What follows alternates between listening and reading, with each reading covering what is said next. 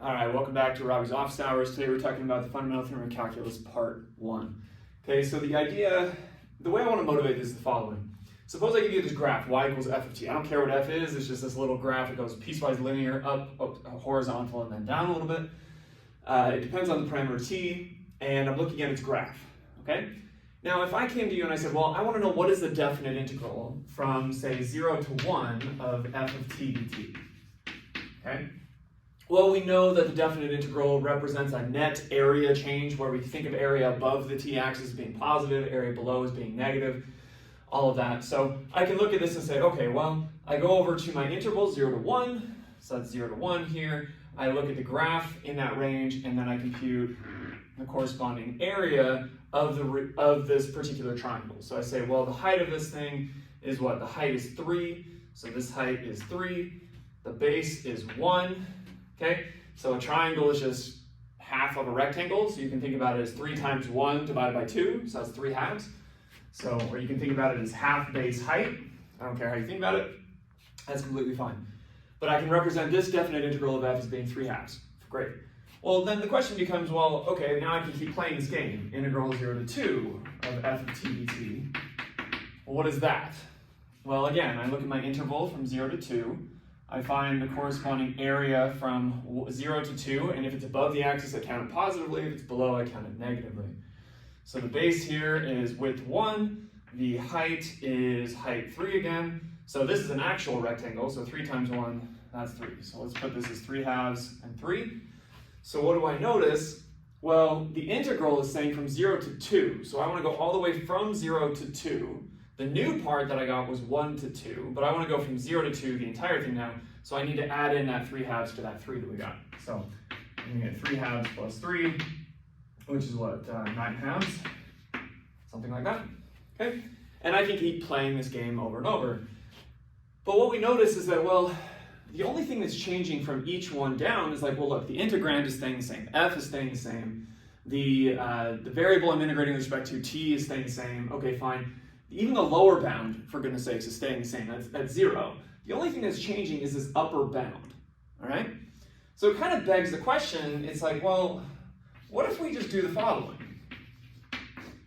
What if I say, I just want to choose an x? I don't care what it is, just some variable in between 0 and 4, but something between 0 and 4, x, and I'm just going to define a function to be g of x is the integral from 0 to x of f of t dt. Now, why would anyone want to do this? Begs the question, right? Math is kind of weird that way, that sometimes we just define things and magically they turn to work out. But I'd like to try and motivate it by saying, look, these previous computations kind of motivate, if this thing is going to change, well then maybe I can think of it as a variable, and if it's a variable, I can think of it as a function. All right? So then what I can do is I can say, well, look, what is g of 1 in this case? Well, if I replace x with 1, g of 1 becomes the integral from 0 to 1 of f of t. So in particular, that's the thing we computed up here. g of 1 is equal to 3 halves. All right? Similarly, this one is going to be g of 2. Okay? That one's going to be g of 2. And that's great. So what I notice is that you give me an input, an x, I can give you an output. In this case, g of 1, the input was 1, the output was 3 halves. In this example, the input was 2, the output was 9 halves. So g is a function. Takes an input, gives me an output. Great. But as a function, I mean, what do you do in single variable calculus? You want to understand, well, a natural question is, well, is g differentiable? Okay. What does it mean to be differentiable? It just means, does g prime of x exist? And so we sit there and we're like, okay, well, I mean, that's kind of a tall order, but that's literally what this statement is telling us. Is it saying, is g differentiable? The answer is yes, g is differentiable. Okay, great. What is its derivative? Just knowing that something is differentiable doesn't mean that you know what its derivative is. So you want to actually understand, now that I know that it's differentiable, what is its derivative? Let's figure that out. Okay? So what does the fundamental theorem actually state? It says the following. Okay? So here's the theorem. Okay? So if f is continuous on some closed interval, let's say a to b, okay, for some closed interval a, b, and g of x is defined to be the integral from a to x of f of t dt, okay? So I'm going to define this function where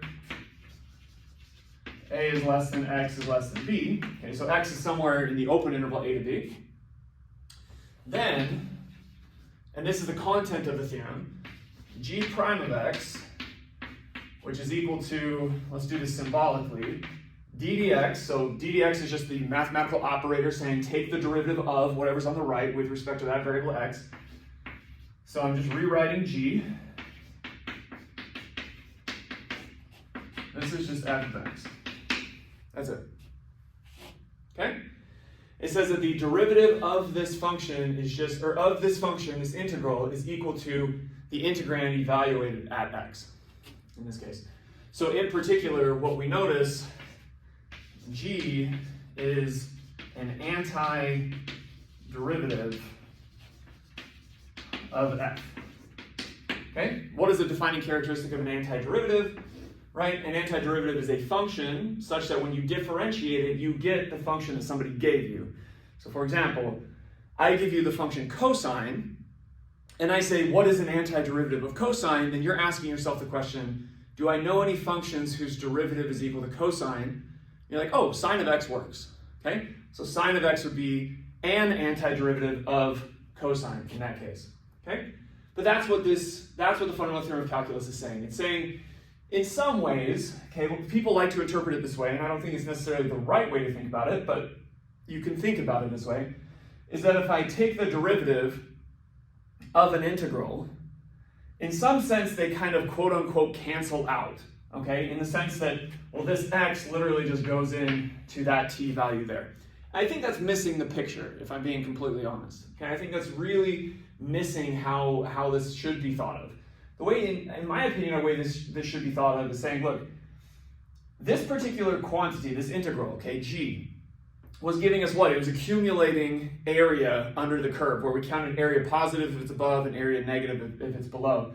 So this is, it's accumulating, let's say, area underneath f, okay? And as a variable of x, it's saying, well, what is the rate of change of that? It's saying the rate of change of that thing is just f evaluated at x itself. Okay, so I prefer to think about this as like a rate of change of my accumulating area as just being the value of f at that corresponding variable. But at the end of the day, we need to understand how to use this theorem. Okay, so let's do some examples. Let's see how this works.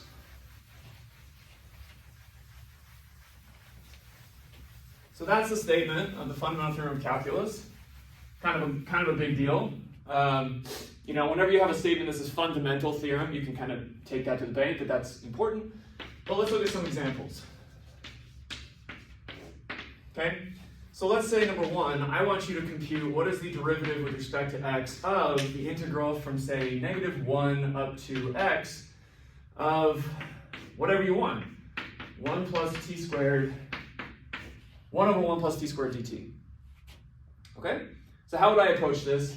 Well, step one is to identify f of t. So f of t in this case is my integrand. That's my 1 over 1 plus t squared. So I identify that function. Fantastic. Okay, step two, which won't really be a step two going forward once we have the fundamental theorem of calculus part 2. But step two is going to be make sure the integral is of the form, look, integral of number to function of x, or whatever the variable is. In this case, it's just a function of x. But I want to make sure that my integral looks like number raised to something involving x. Okay, so in my case, that's great. And then step three is apply FTC part 1.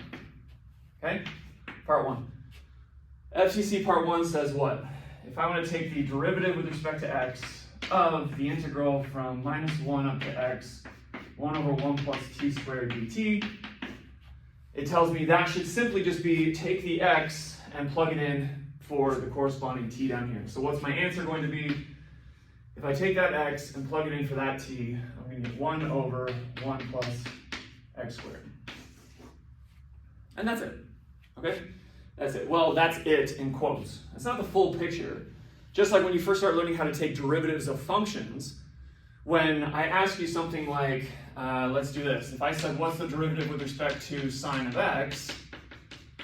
You know, eventually you learn that that's equal to cosine of x. You're like, okay, that's fine. But then the second I change it to something like this, sine of x squared, you say, well, what is this? Is this just cosine of x squared? And the answer is, well, no, of course not, because the chain rule plays a role. Well, just like the chain rule plays a role in derivatives, the chain rule is going to play a role here, okay? What if instead of putting an x up in the upper limit, I put tangent of x, or e to the x, or natural log of x, or x squared plus 7? How would I handle the corresponding fundamental theorem of calculus? And that's getting into the chain rule aspect of it. So let me give you one quick example on this, and then I'll link to another video which does a bunch of examples showing common pitfalls and where the chain rule comes into play and how all that works. Okay? So this is our second example. So what if I say I want to compute the derivative with respect to x of, let's do this. Let's do the integral from 3 up to, let's start small, okay? So we'll say x to the 4th power of something relatively simple, okay? Let's say sine of t. Okay?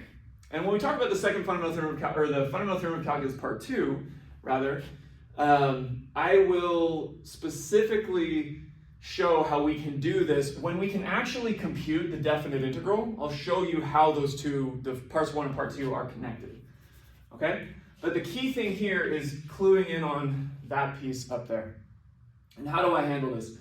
For me, the way I like to think about it, just like with the chain rule, I like to think about the chain rule as onions, right? I work my way from the outside, the outermost layer, in to each layer.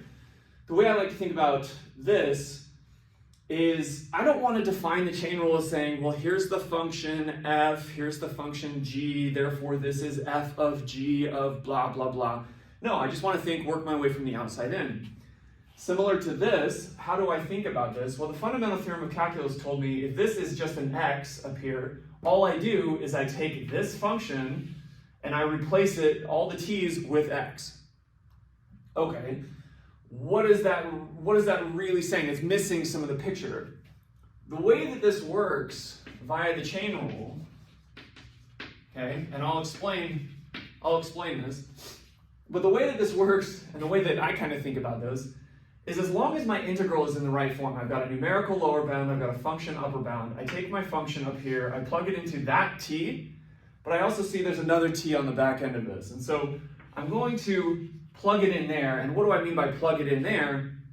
I mean the following. This answer will be sine of x to the 4th, okay, so that's taking the x to the 4th, plugging it in there.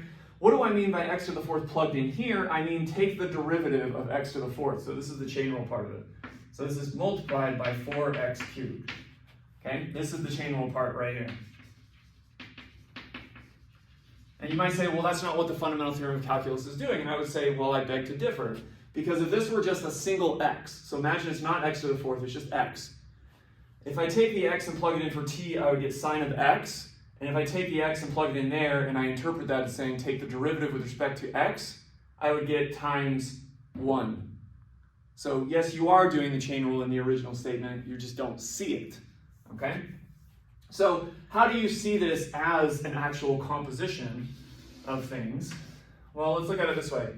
Let's define a function, let's call it h of u, which is the integral from 3 up to u of sine of t dt, okay? And then I'm going to define u, which will simply just be, let's call this, we can call it f of x, why not, okay? U is equal to f of x, which is simply going to be my x to the 4th, okay? So then what do I notice? What is h of f? In this case, h of f of x is the integral from 3 to x to the 4th of sine of t dt. Okay? So if I want to differentiate the right-hand side, that's equivalent to differentiating the left-hand side. The left-hand side has derivative what? That's going to be h prime of f multiplied by f prime of x. Now just walk through this. What is h prime of f? Well, let's go back to h. H prime of u is just fundamental theorem of calculus part 1. This is sine of u. But u is f of x. So I'm going to get sine of x to the 4th. And then f prime is what? I find f, that's my 4x cubed, so I'm going to get times 4x cubed. And that's precisely what we got there, which is why the chain rule part is coming into this whole mess. Okay? All right, so if you like this video, comment down below with any questions that you have, like, subscribe, all the good things. We'll keep the train rolling.